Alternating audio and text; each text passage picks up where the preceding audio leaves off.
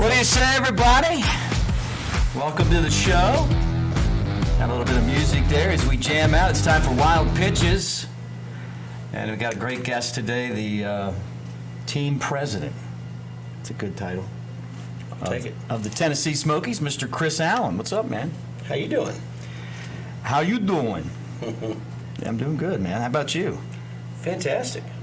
It's game day, 80 plus, about 80 degrees, and not a cloud in sight. We'll take it. Right. And then somebody's going to be watching this or listening, and it's going to be pouring down rain. Yeah. So we record. You don't know when this is going to, as we say in the business, drop. Right. You ever heard that term before? Drop. As it drops. When something drops. I have, but no, things are great. Well, good. It's great to have you on the show, and for those of you that are hanging out with us, please do me a solid. That's another term. Like and subscribe to Wild Pitches. It's on the Smokies Baseball YouTube channel or wherever you get your podcast. So Eris and I will try to jump on here and talk to everybody involved in the ballpark. We've got a lot of great guests coming up. We've had some fun getting to talk to the people we work with and and just kind of give people the behind-the-scenes look at what's going on, And I'm a big ballpark character guy, and that's why I had you on. You are certainly a character of the ballpark, man. No, I'm talking about you. No doubt about it. What's your favorite thing about working in baseball? You know what? It has to be the relationships you build with everyone, the people you get to know, and just every day is like a party out here, especially during the season. You see, friends and your family coming out, and really your relationships with your sponsors that you develop, and they obviously become friends. So it's just it's one big party. We have it used to be 70 parties a year, 69 parties a year now. So it's a lot of fun. Can you hear me? Yeah. Is this still America's friendliest ballpark? Absolutely is, and we'll be moving America Park in 2 years downtown. We definitely look. I know we joke about that. I get a hard time from you guys all the time about that, but I take that serious. We want people to come out here and have a good time. We don't want any bad experiences. Mm-hmm. If you have a bad experience, we want to fix it. We don't want to be the reason it's a bad experience. Yeah. We want to try to improve that, and you're not going to meet a staff member that is not friendly. If you do, I'd like to know who it is. Because who is that person? No, I'm just kidding. It's not how we do things. It really is a great place. People like being here, and what's cool is as I travel around, people say, when I caught a game, and everyone was so nice to me there, and I'm like, well, we're America's friendliest ballpark. You try to be anyway. I hear that all the time. I'm serious, and that's exactly my response every time. We are America's friendliest ballpark. We take a lot of pride in that. That's something our owner and his wife came up with, and it's one of the best things that we've done. I mean, we've got it right on the front of the entrance as you walk in. Welcome to America's friendliest ballpark, and we really take a lot of pride in that. Yeah, look, that's one of the things that makes it so hard to leave working here, too, because it's a great place to work. I guess we were trying to figure out, well, you were just talking to Brian Webster, Webby. He's the guy that's going to eventually be the only man to work at all three ballparks, Bill Meyer, Smokies Stadium, and then the new Smokies ballpark. Yeah. And then there's Doug Kirchhoffer, and then there's me. It's like the three of us don't want to leave. We just like it here so much. I think we have Baylor Love, too, that's been here for a long time. I've been here longer. You 3 or 4 of our longest tenured employees, which is great. That's a testament to the Tennessee Smokies and the way we run things. It's a great place to work, and we have a lot of tenured people here. I've been here since 13, and there's a number of people that I brought in 13 that are still here and still enjoying the job every day. Right, having a good time doing it. Well, let's talk about you a little bit. You come from a baseball background. I've known you for a long time, but before I knew you, you were a college baseball player. You had a chance to play with a guy who I think is eventually going to be in the Hall of Fame, Billy Wagner. Tell us about your college baseball career and kind of how you got from high school to college to play, where you went. Well, I was a left-handed pitcher, and I was pretty decent in high school, and got a chance to go to Ferrum College, small school, and at the time they were one of the best small school programs in the country because we had people like Billy Wagner. We had another guy named Eric Owens who played shortstop for us, played in the big leagues. Had a guy named Randy Lawrence, one of our pitchers that spent a few years in the minors. Kevin Howger, Keith May, had a bunch of former pro players on my first 2 or 3 year team there, first 2 years at Ferrum. And yeah, we had a lot of success. We won a lot of How did baseball Ferrum games. get all these guys? Like, like who's scouting to know? Like, because you can see it at the University of Tennessee when Tony Vitello showed up. Then all of a sudden you start getting all of these guys that were drafted and are going into the major league. Some of them. It takes someone that understands scouting to go out and find players like that, and then you got to convince them to go to Ferrum College, which I'd never heard of before. The crazy thing, I was at a tryout camp out of high school in Martinsville, Virginia, Atlanta Braves tryout camp, and Roy Clark, I think, was the cross-checker for the Braves at the time. He came up and said, "Do you want to play pro baseball or you want to go to college?" And because he insinuated they would make me an offer that day. And obviously, my dad was there, and my plan was to go to college. And I think if I'd have told my dad I wasn't going to college, he wouldn't have been very happy. And not that I would have got any real money to sign with the Braves that day anyway. So he said, "Well, that's great. I've got someone I want to introduce you to." And he introduced me to a guy named Abe Naff, who was the head coach at Ferrum College. And Abe Naff, in my opinion, is one of the most underrated coaches of all time. I think he is the winningest college baseball coach in the state of Virginia. Wow. I'm not sure if that's the case. If he's not, he's got to be the top 2 or 3. But I believe he is the winningest coach. He retired, became the AD, and he recently retired a couple of years ago from that. But he was a great motivator, and he certainly was a heck of a salesman because he did sell a lot of people to come to that program. And in Ferrum, Virginia, there's not a lot there. You're close to Rocky Mount, Virginia. And I've been there before. Yeah, for fun, we would go play basketball at the gym. And of course, you had your parties just like any college, and you had a lot of fun doing all that. But it just wasn't a whole lot to do in Ferrum, Virginia. If you wanted to go to a bigger city, I guess our closest city was Roanoke and Salem, which really Roanoke, Virginia, which is we'd travel there a lot on the weekends. But yeah, it was a lot of fun. But I think the way he got people there was, one, he was such a nice guy, and he was such a motivator. But he started winning, and college level, that's all that matters. You win. You got to win. Right. My his freshman sophomore year, we started with one season off 32-0. I mean, we were 32-0. 32-0.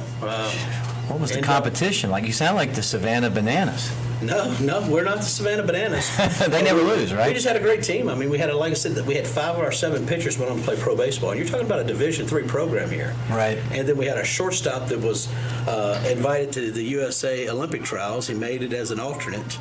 And then we also had Billy Wagner had a cousin that played left field, which was probably good enough to play pro baseball. And we had so many great players on that team for 2 or 3 years. And we started winning, and people wanted to be part of that. Yeah, it sounds amazing. I mean, kind of, honestly, it reminds me of Augie Garita. Remember we saw him at the Tennessee baseball banquet, and we lost Augie not too long after that. But he flew in, and he was talking about when he was at Cal State Fullerton, I believe, right? And then they were like a Division II school, and then they went to Division I and they won the national championship. It doesn't matter what the uniform says if you have talent, right? And it sounds like you guys probably could have contended with some Division I schools. Did you ever get a chance to play anyone in D1? We did. We played Longwood. We played Virginia Tech. We played a lot of guys. We'd go on a Florida trip every year at the spring of the year and go. We beat these guys. We beat most of them. Virginia Tech? Yeah. We played great baseball back then. But baseball's a lot different than it is now. I mean, a lot of those guys on that team would never have went to the Division III at the time. They would have probably got more recognized and went to a Division II or Division I school. I mean, I was one of the better pitchers in my area, probably in the state at the time out of high school. And I had very few offers to go anywhere. So when I had the chance to go play at Ferrum, I was all about that, especially when I realized the talent they had there. Right. And I said, look, I'm going to get a chance to play with some great players, and they're going to challenge me and hopefully make me a better ball player too, which I think that happened in the long run. So winning's contagious. People want to be part of a winner. Mm-hmm. He's the president of the Smokies, Chris Allen, hanging out with us on Wild Pitches. Guys, give us a thumbs up as you watch on YouTube, and make sure you subscribe to the channel. So then you're a player. How was your career? Were you good? Did you play a lot, or were you kind of one of those guys that just chased the home runs and got the foul balls? No, I played. I played quite a bit. I know you did. I'm just giving you a hard time. Had a pretty good little run. I mean, I would like for it to have been better, but I think I held my own pretty well. I was a weekend starter, which is what every pitcher aspires to be. Weekend starter against. What kind of teammate were you? What kind of teammate?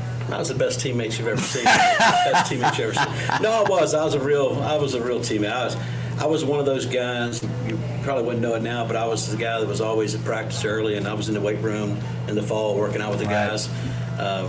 Just the fellowship you get with your teammates is something you can never replace. That's one thing, in life. You go through life. You go through phases in life. When I finished playing baseball, that part of my life was over with. But you don't have those relationships like you do. You develop a relationship on a baseball field with your teammates. It's something you carry through life. I think it's very much like I don't know. It's like your best friend in high school. You always have that relationship. You're going to continue to communicate with them, and that's basically what it's been with me. Anytime something happens to one of my teammates, we're always there to rally around and try to help them out. It's just one of those things. You just don't. You can't replace that relationship. If you know what I mean.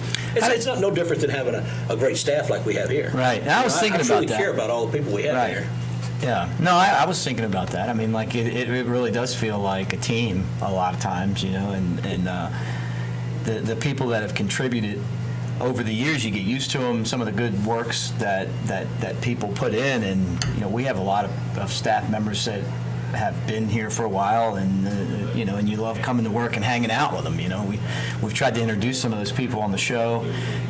Tim Volk and Jeremy Bowler have been on already. But yeah, I mean, it's like you come in and you win the fantasy football championship, and you give everybody a hard time, and then but when it comes time to get the work done, that's part of it too.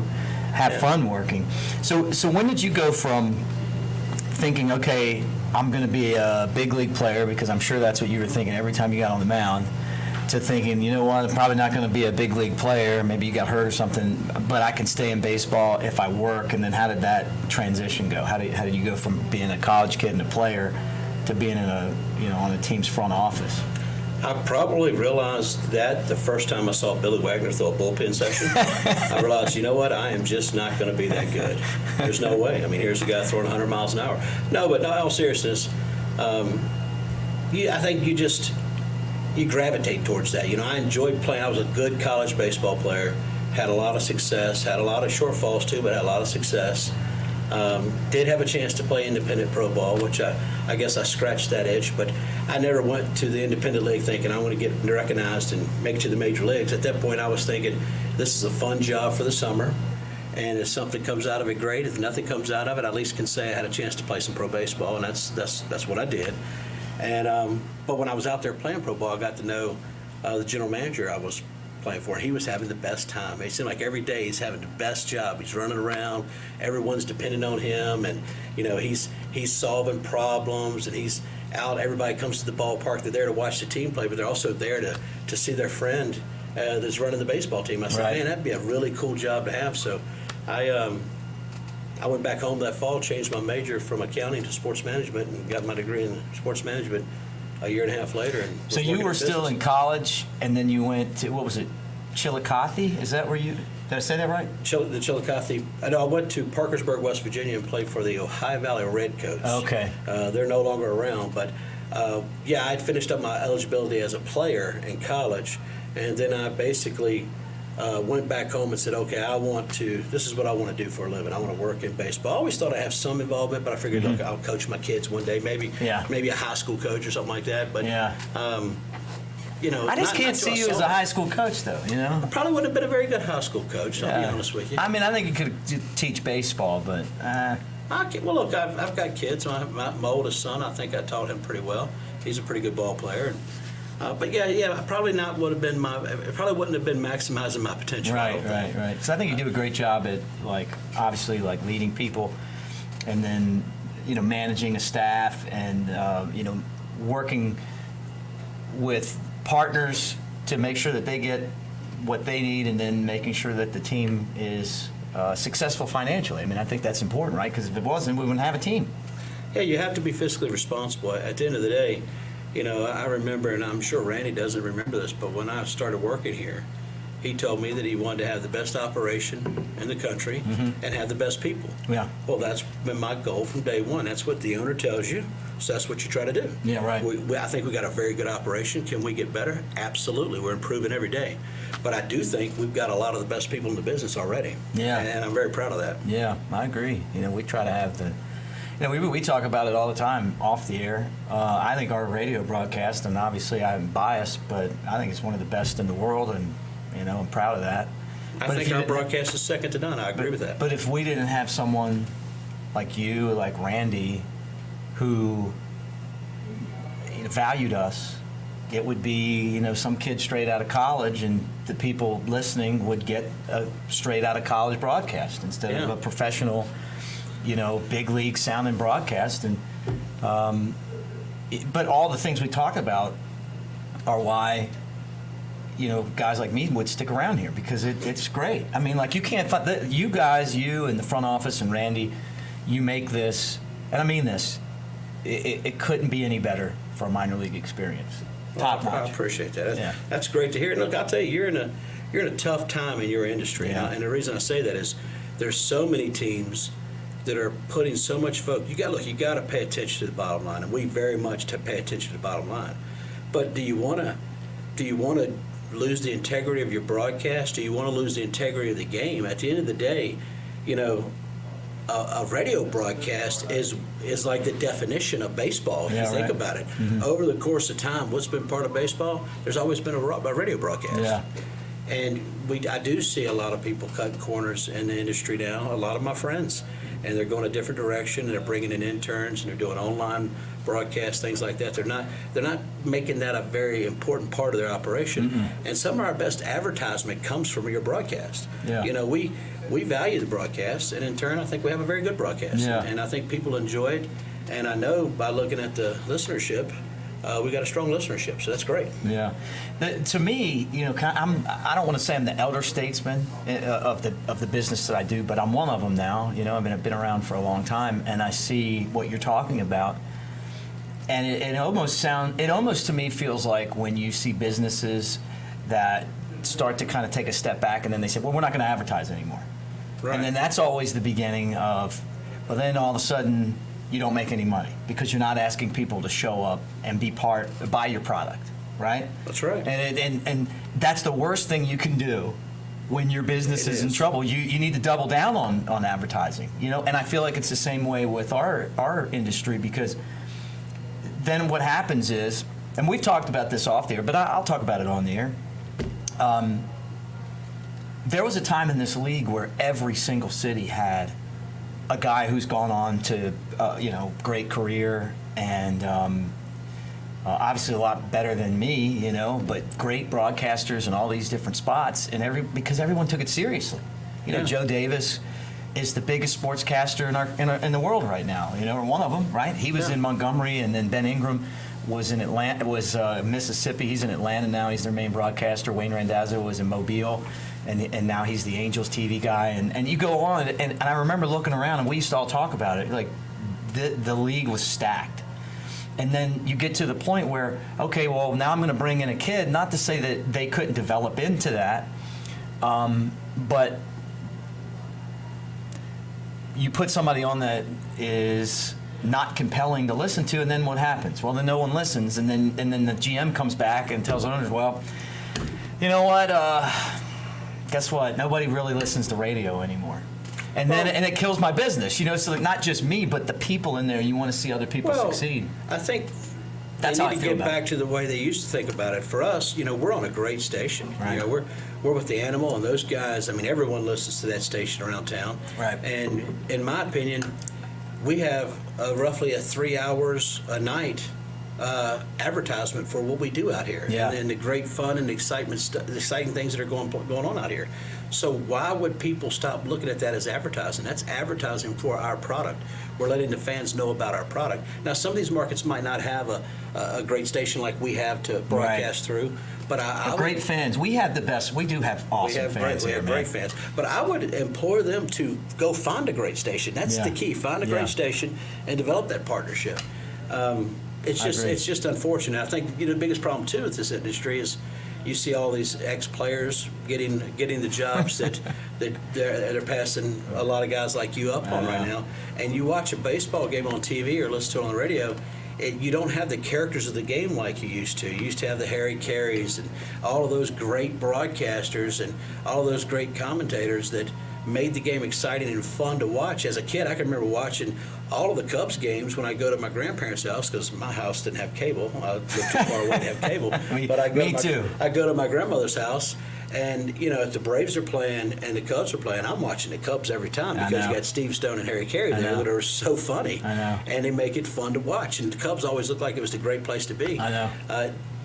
I'm telling you, when are the executives at the top going to realize that they're really messing up here by getting these people out of the game? That's what you want in the game. Mm-hmm. You want people to tune in, not because they want to see how many home runs Joe Johnson hits over here. They want to see what Harry Carey is going to say about it if he misses the fly ball. They want to see what Mick Gillespie is going to say about what story he's going to talk about tonight on the air. Those are things that it's a lost art, is what it is. Unfortunately, it's a lost art. I agree. Look, you nailed it, and it's so frustrating looking at just how vanilla the broadcasts have become in the major league level. Because you're right, I grew up during COVID. I went and wrote a book about watching Harry Carey and then getting to work a couple games on marquee, and going from this kid that had this dream in this Cubs jacket to a guy that actually got to sit in that chair, and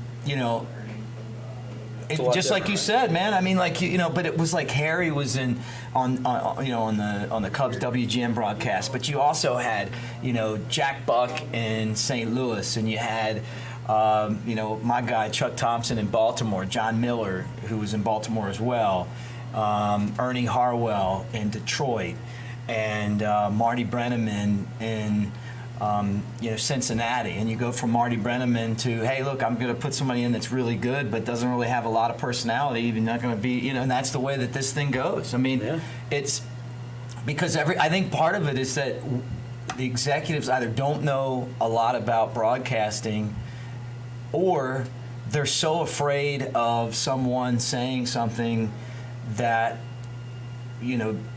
that fans maybe disagree with, or causes the players don't like. The players have a lot of power. Yeah. When Harry would just tell it like it was, and everybody watched him. Yeah, you're right. Certainly different times we're living in now than the Does that 80s. make sense? No, it makes perfect sense. I mean, and I can understand. Look, I don't have a problem with having a former player as your color guy, because he can bring some perspective on the game. But you see so many teams inserting this player X over here, and I just don't understand it. It's not like they're having to. Why wouldn't you send them to your AAA operation? Let them learn the business a little bit, understand how it works, and then bring them up if you want to do that. There's just so many mistakes being made in this industry right now, and I do believe that that's one of them. Is the way we are not valuing the radio broadcast. And I get it. You're going to migrate where the money's at. Money's in television these days. Money's always been in television rights and things of that nature. Mm-hmm. But look, a good broadcaster. Look, I was at Brenneman's with the Reds last game. Yeah. And people came out in droves to wish him a farewell. Love him. And I'm telling you what, that right there should tell at least the Cincinnati Reds right then and there, look, the next guy that takes this guy's position, it's very important. We've found the right one. Mm-hmm. And I just don't think teams realize. Maybe they get a little. Maybe they get a little intimidated by how successful and how popular a really good broadcaster can become. And to me, I think that's just crazy. Look, it's like hiring people that are not as good as you at this or that. Why Mm-hmm. would you do that? I want to hire someone that's better and smarter than me in every aspect of our company, because then they're going to be in charge of a department, and I don't have to micromanage that department. That's true. You want good people around you. It seems like it's a lot of short-sightedness when it comes to the broadcast. Look, and again, maybe it's a sign of the times. I don't know. But it's a shame if it is. Yeah. It's just quick couple stories about Marty Brenneman. You remember when Pete Rose was managing and he bumped the umpire? Marty Brenneman was on radio, and I guess the call was terrible, and him and Joe Nuxall were broadcasting. Everybody had their radios on in their ears, and they got called to New York. They had to go meet with the commissioner of baseball because they were so upset about them, saying what they said about it. And Marty, nowadays they just fire you. Oh yeah, nowadays, yeah. And then the crazy thing is, you say you were there for his last game. I talked to him a few times that season, and this is kind of another topic I'd like to get your opinion on. But he told me that baseball was changing. He didn't like the direction that the game was going, and that's why he was leaving. It wasn't that they didn't push him out. He just was like, you know what? And I think what he was talking about was the shift, was the way that the players, you sometimes wonder what's really motivating them, winning games or making money. It's just me. I'm just throwing it out there. He didn't tell me this. I'm just saying, these are the things that I say when someone says the game's changing, right? Analytics, who knows? But throw all that stuff in there. What we were just talking about, the fact that that you feel like that the executives want a vanilla broadcaster and broadcast, and that's his business. I don't know, but I think all of those things we've kind of looked at. Now, since he left, a few changes have been made, and I was very skeptical of I'll just say it right now. I was very skeptical of Major League Baseball taking over the minor leagues, let alone what was going to happen without Bud Selig at the big league level. But now we've seen the pitch clock, the bigger bases, no shift, and then talking about the broadcast, the Bally's app and MLB app I love now that, by the putting way. our games on, which I think are great. I love the Bally's app. I wish that they would take our audio and put it on the road video, so that we could take advantage of that. And they said that that's something that they're looking into, which would be great. I'm sure they will. It would be nice when you're watching your team on the road, which a lot of our loyal fans will do, that they get to hear the voice of the Smokies, not the voice of the home team. Well, and it goes back to what I was saying before. The voice of the road team may be somebody that was in college a year ago, and that's just not what they're used to getting here. Right. Oh, no, absolutely. Well, to speak on all the changes of the game, look, I'm 50 years old, and a lot of the older generation, the 60s and the 70-year-old folks that remember baseball, maybe in its glory days, if you will, they are adamantly opposed to all the change. I'm open-minded to the change. I know baseball has a problem. It does. We have to continue to grow our fan base. Baseball in this fast-paced world we live in is perceived as too slow pace of a game. I think if you understand the game of baseball, it's a chess match. We're not trying to play checkers. We're playing chess here, right. And it's a thinking man's game.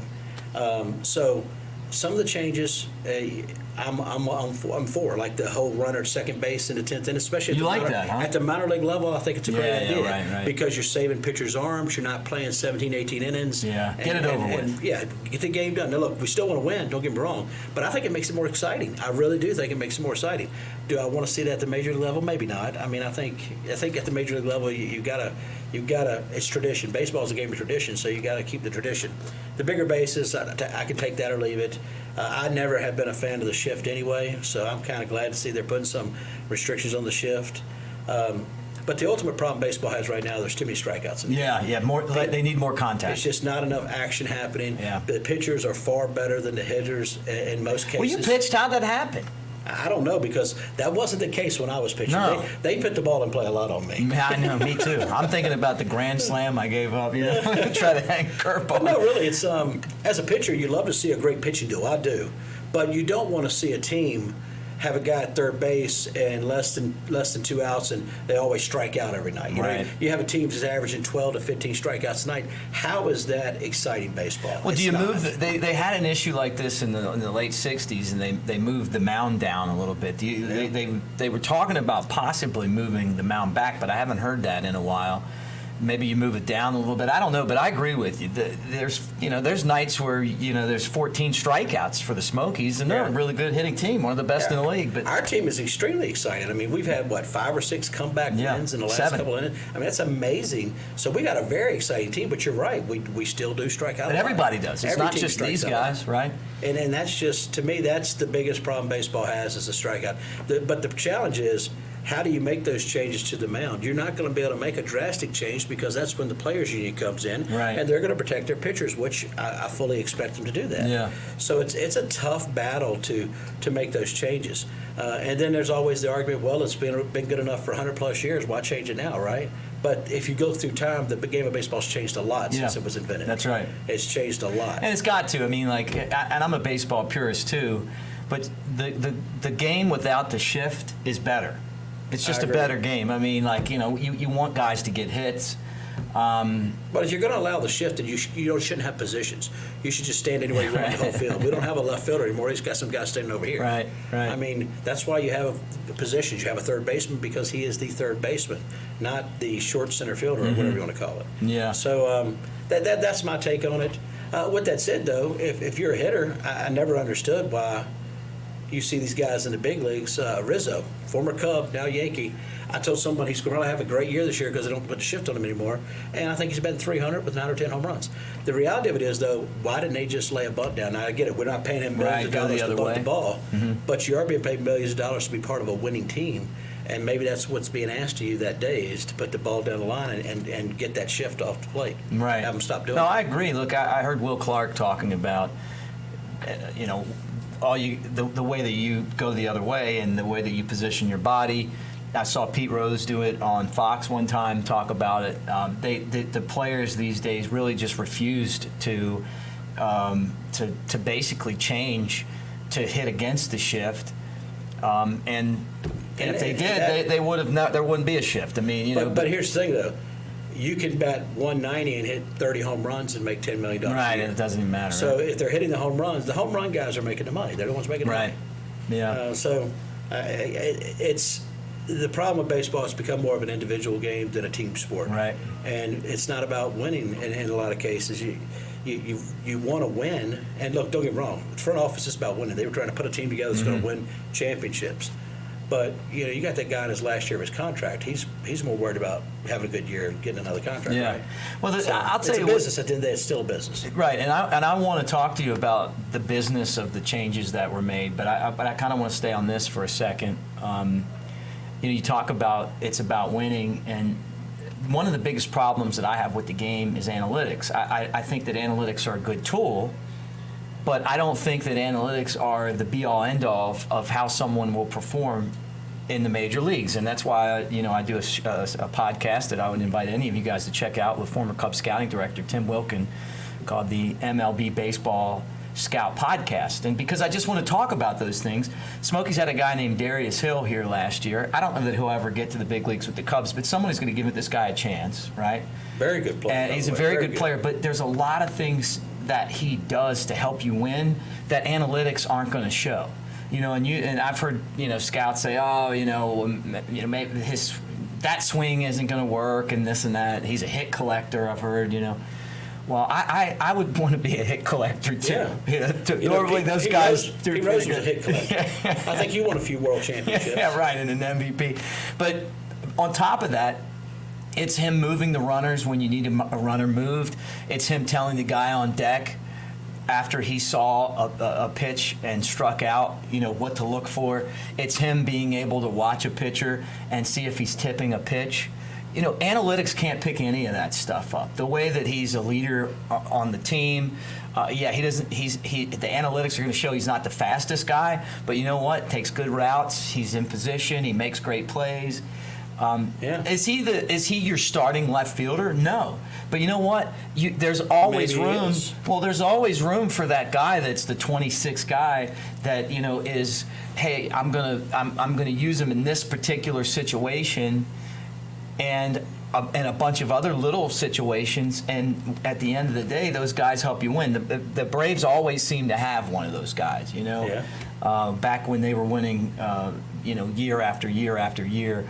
In the major leagues. So I don't know. I guess to me, I get the analytics stuff, but I'm not sold on that being the end all of. I think there's a place for both in the game. I think we're going about it the wrong way. And look, I'm not, and I don't claim to be a player development guy here, but I'll tell you this: if I was in that business, I would want to trust my eye first and then use analytics to back up my opinion of him. Right. My point is, yes, they always want to test exit velo, bat speed, right? Spin rates, spin rate. Well, you might have the best spin rate in the world, but if you cannot throw strikes, that's a problem. Right. I mean, but why do you care so much about the bat speed or the exit velo if this guy's not a home run hitter? He's a gap hitter. Is he going to bat 330? You don't have to have 120 mile an hour bat speed. You right. know, the thing to me is just, I think we put too much on to analytics. I mean, you talk about your podcast with Tim. Look, there's a guy right there that has recognized so much talent right. in his career, but he's retired now, right? Yeah, he's out of the game right now. How is he retired?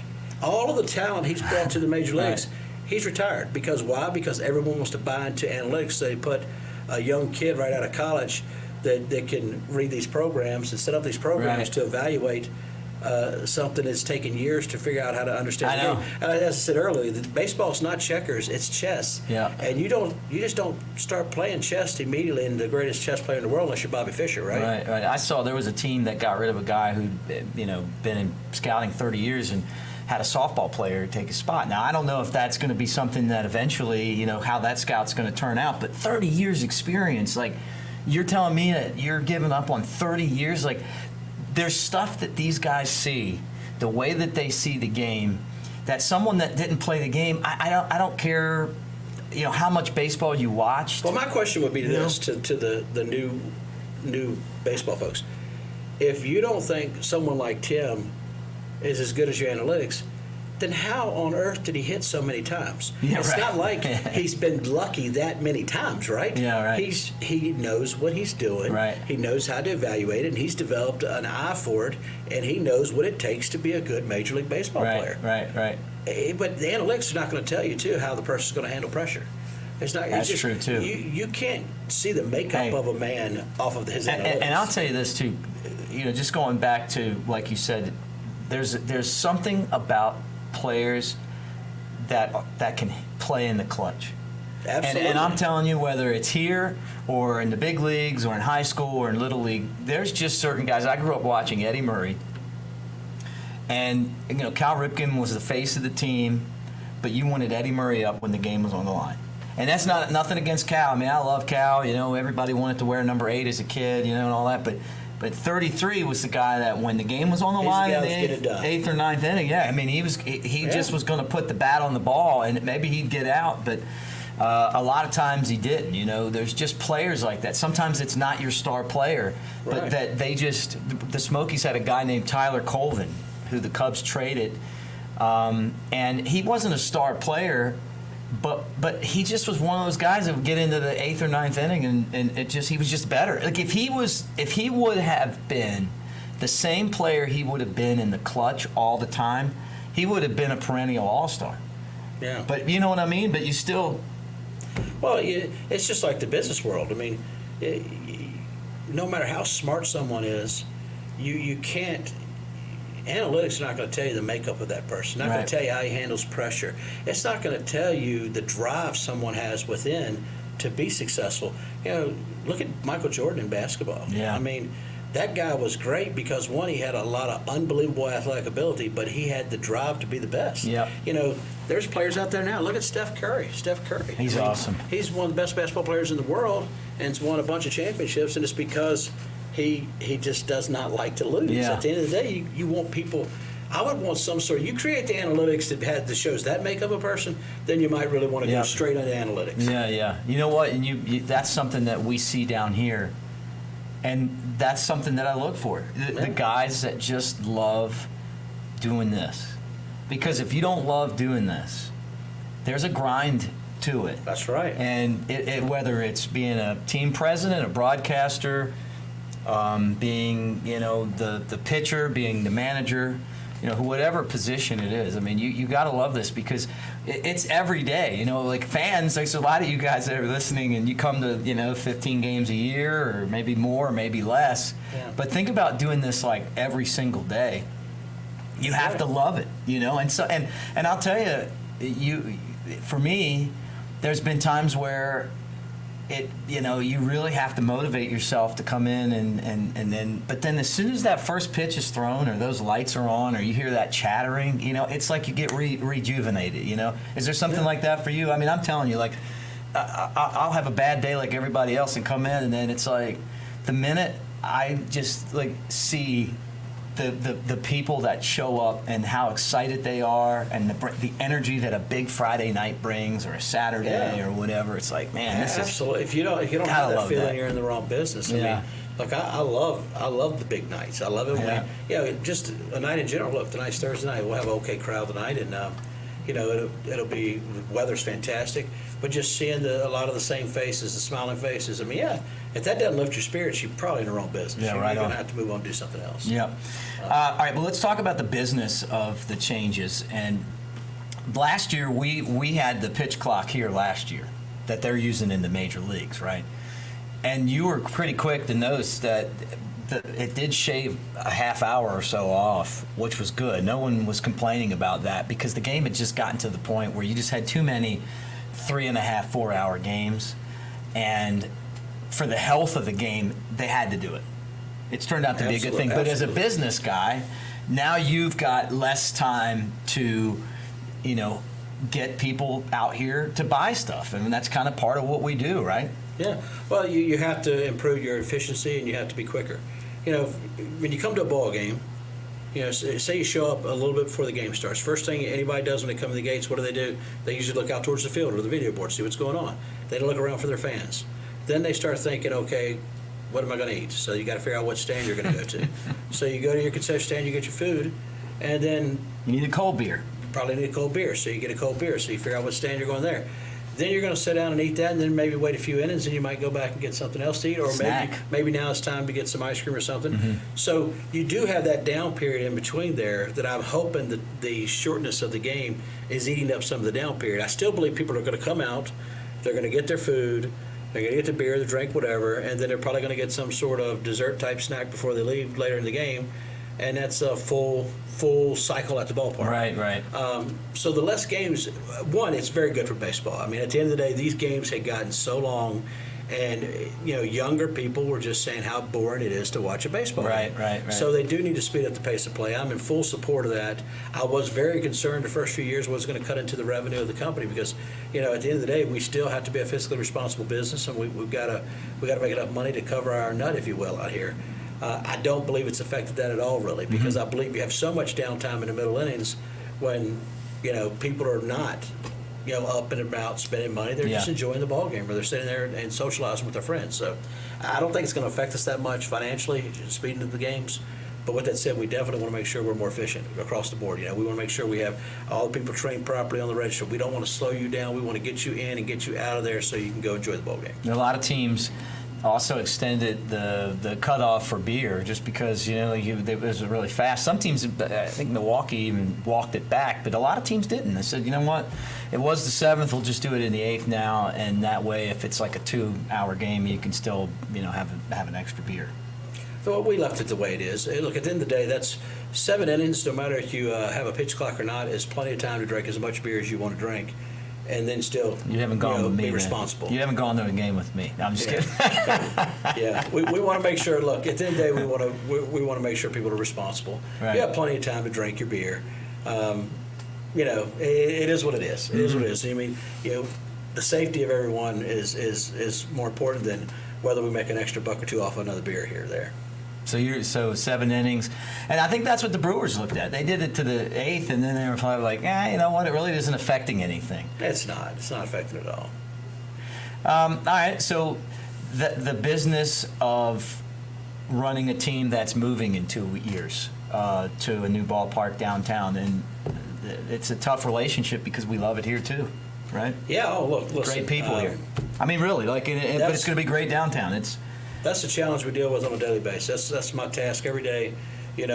One, how do we make sure this ballpark still looks great when people show up and they know we don't have 1 foot out the door, which we don't have 1 foot out the door. We're committed to this ballpark for the next 2 years, me and the entire staff, and we're committed to showing a great product and having a lot of fun and giving you some entertainment for your value, for your dollar.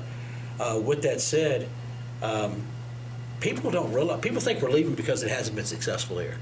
This team has been wildly successful here. We had some of our best years in the last 2 or 3 years, and that's financially some of our best years ever. Our attendance is very strong every year. We're in the top 2 or 3 of the league every year, and we're competing against brand new facilities in that case. So we've had a great, and the relationship we have with Sevierville, the city of Sevierville and Sevier County, amazing. You know, I just saw Dennis Snyder today. He's head of the stadium authority. Yeah, so I great talked to him guy. whenever we got issues out here, and he's such a pleasant guy to talk to. He's a friend of mine now. He's become a friend.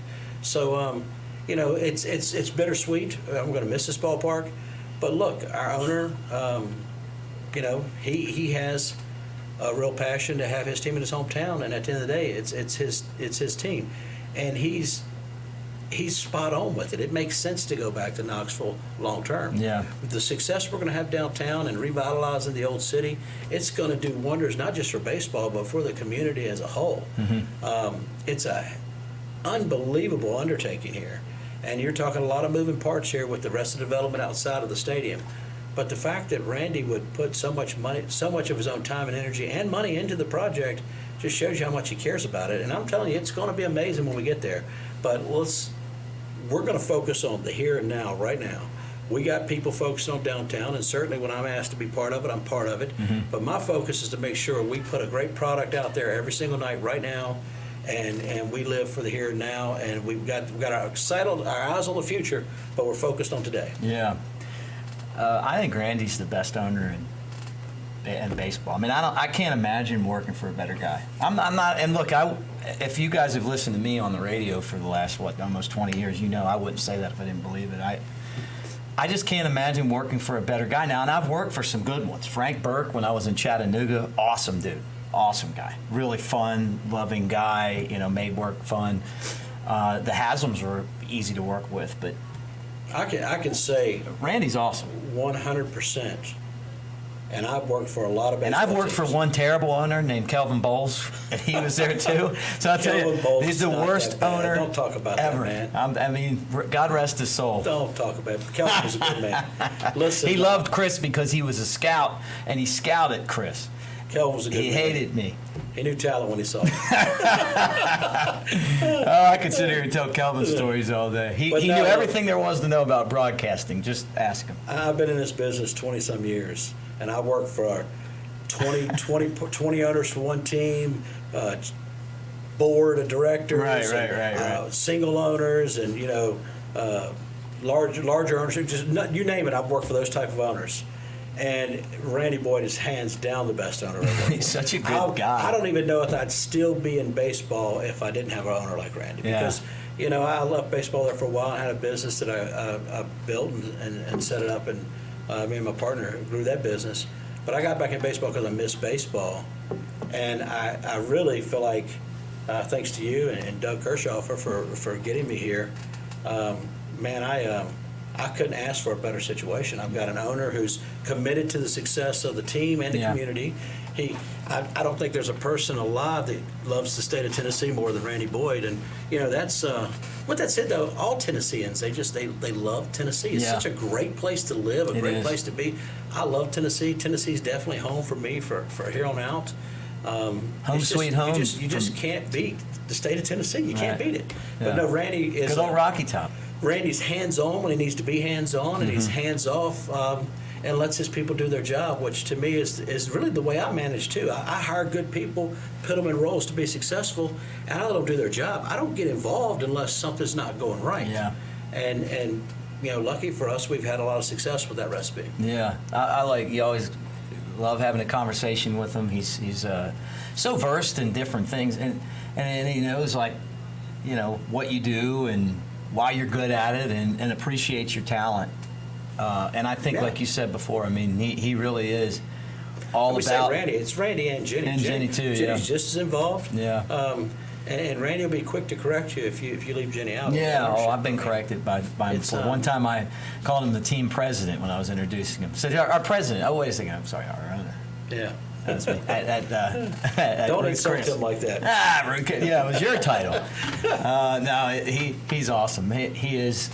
I was really upset that he didn't win when he ran for governor because I wanted it for him so badly. You know, I wrote him in. I didn't vote for Bill Lee. I wrote in Randy, and I know it wouldn't matter. But I just thought, you know what, he's going to get at least one vote today.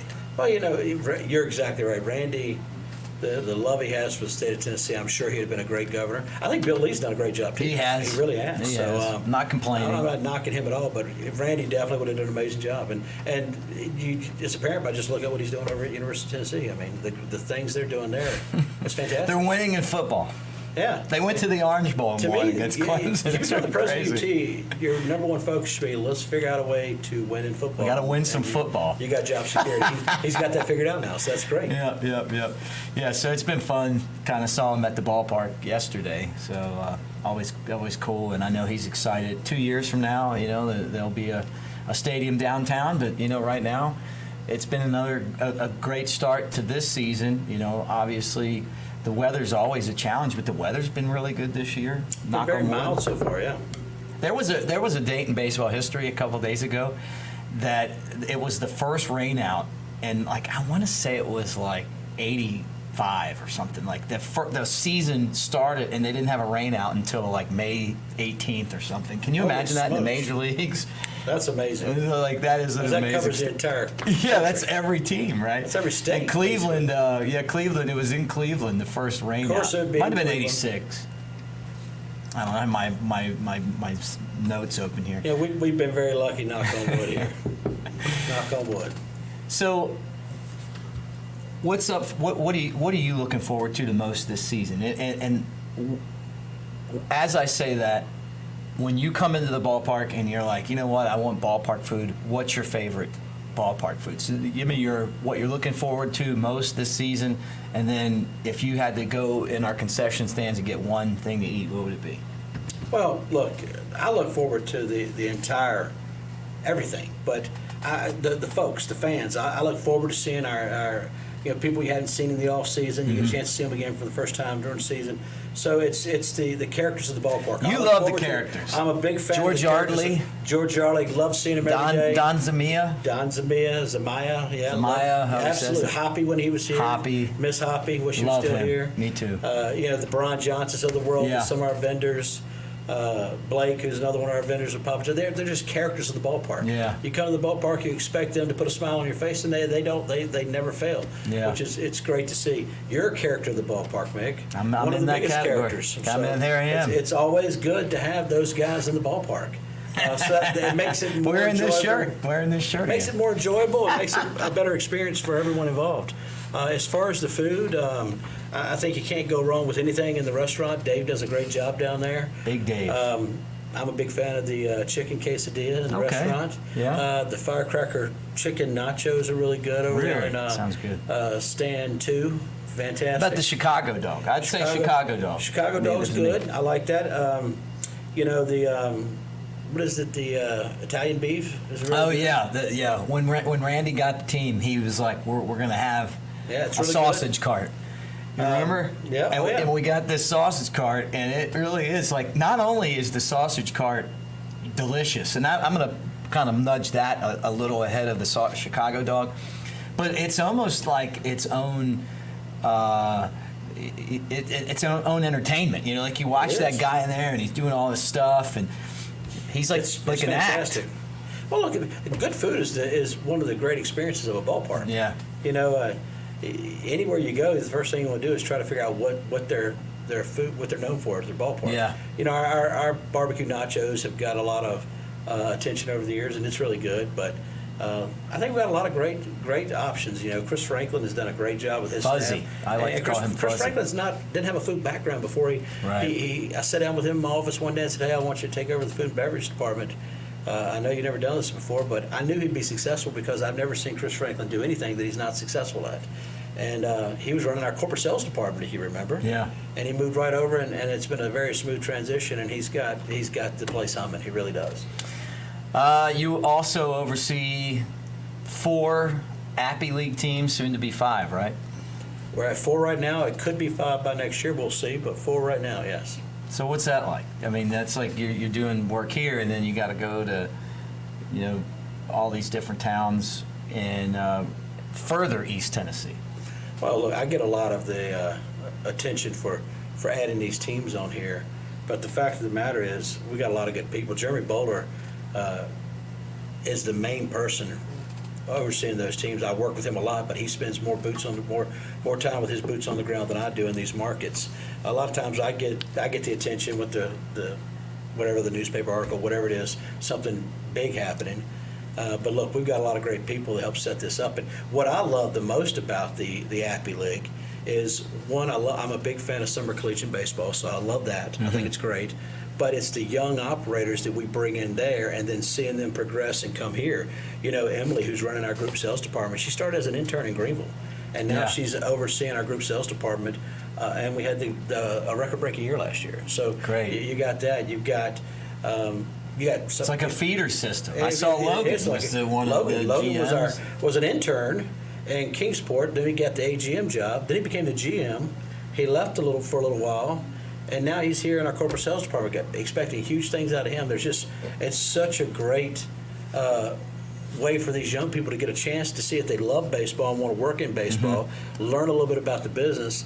And then if they prove to be really good at it, you know, we got somewhere to take them and reward them with that. Your career, from what I understand, I've heard this, started as a GM in a place called Wilson, North Carolina, the Coastal Plain League. Is that true? It's true. Spent a few years there, cut my teeth on the operation there, and learned a lot. Made a lot of mistakes, learned a lot along the way. Had some success. Historic Fleming Stadium. Did I get that right? Historic Fleming Stadium, still one of my favorite ballparks. I love that place. Did you work with a guy named Leonard Turnage? I worked for Mr. Leonard Turnage and his son Greg, and two fine owners, two great owners to work for. And when I say Randy Boy is the best owner I work for, that's the truth, and that should be held in high regard, because Leonard Turnage was an amazing person. Just the man built an empire. Started a retread business and eventually turned it into American Tire. Had a fortune he had built off of his own sweat, and that says a lot for that. But you know, Leonard's passed on now. But you know, Leonard was, you know, I think he was in his 80s when he passed.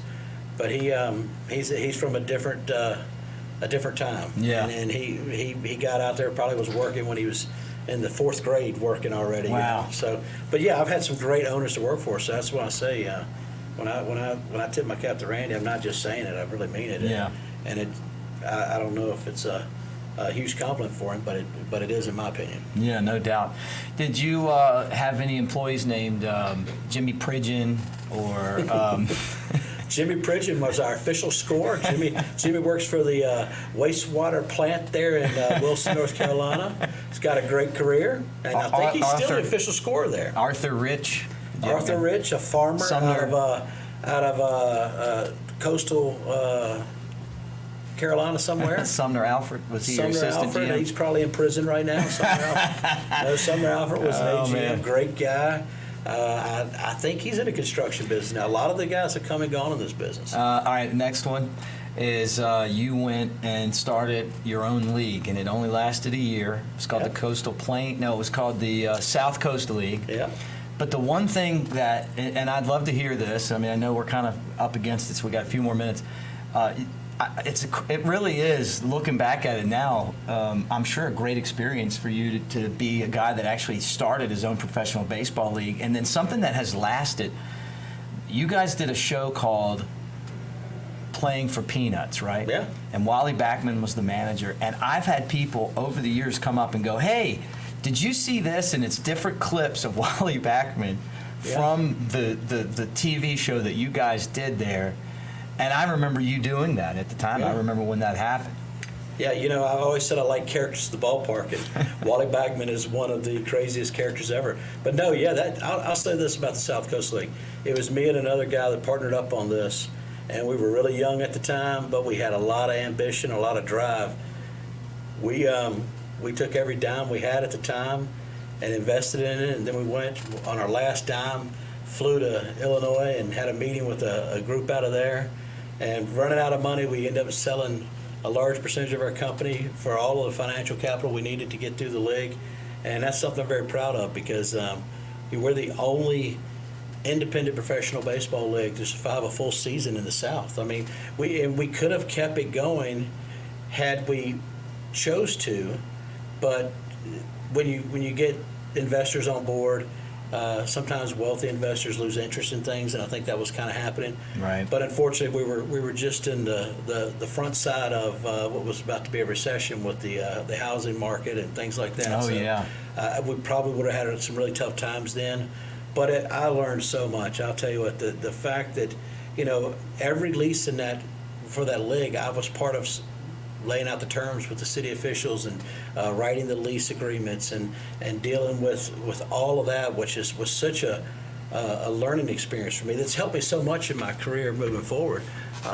And some of the relationships and the friendships you develop through, you're in the trenches with those guys. I can remember getting in a car with one of our employees and driving to Florida at midnight to be there for a press conference at 9 o'clock in the morning to unveil the team. We just drove through the night because we didn't want to pay for the extra hotel because at the time we didn't have the money to do all that. Man. So we did that. So it was a lot of fun.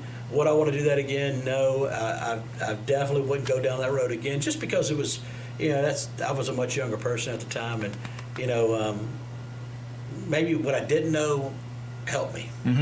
Well, the game plan for you guys, and correct me if I'm wrong, was kind of play in some of these old stadiums and then try to get some new stadiums built, and then all of a sudden, since the league would have owned the teams, you could have kind of supplemented the leagues, the other teams in the league based off of having one or two successful franchises, and then build off of that. It's almost like what we're seeing with the XFL or the USFL right now. I mean, very similar type of format.